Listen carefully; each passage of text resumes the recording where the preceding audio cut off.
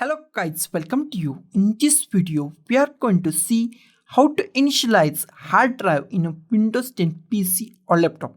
It is a very easy and simple process. So let's go to our video. I purchased 2 TB hard disk and I attached that hard disk to my PC.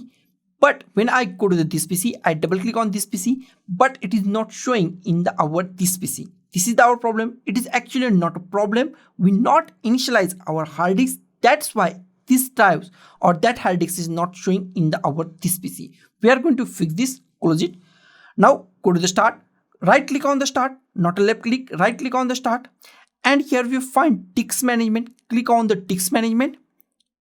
Disk management is open, and new pop-up box initialize disk is appear. It show our hard disk. Our hard disk number is disk 1, and it show MBR or GPT. MBR is the old style partition and GPT is the new style partition or the latest partition for our all Windows operating system, Mac operating system use GPT. So always go with the GPT. It's give a lots of drives, create lots of drive on our hard disk. So go with the GPT and click on the OK.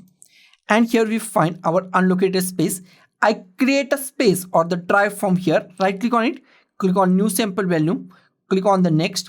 It's give an entire free space to my new created drive. If you want to decrease the space, then go to here and decrease it. You can decrease any space. I give the entire space to this drive and click on the next. I give the same thing and click on the next and click on next and finish. And in few seconds our drive is created. Now our drive is created. Now go to this PC.